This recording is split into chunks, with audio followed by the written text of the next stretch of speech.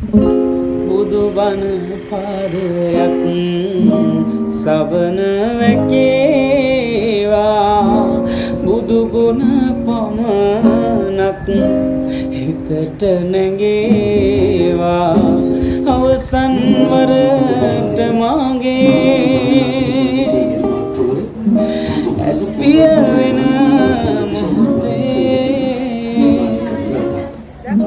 බුදු හිමිරුව මට මැවී පෙනේවා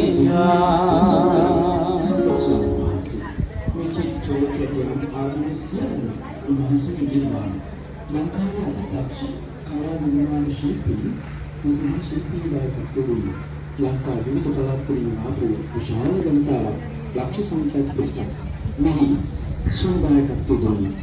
ලංකාවේ මිනිස්සු වගේ විදේශගතව අය ධනදායකත්වයේ මෙහි සපයලා තියෙනවා. ඉතින් මෙච්චර ලස්සන විහාරයක් මේ කඳපොතේ විතරනේ අවුරුදු 13ක කාලයක් ගත වුණේ පාර බලන නිසා. ඒ බලන පාර තමයි ගල් වෙලිස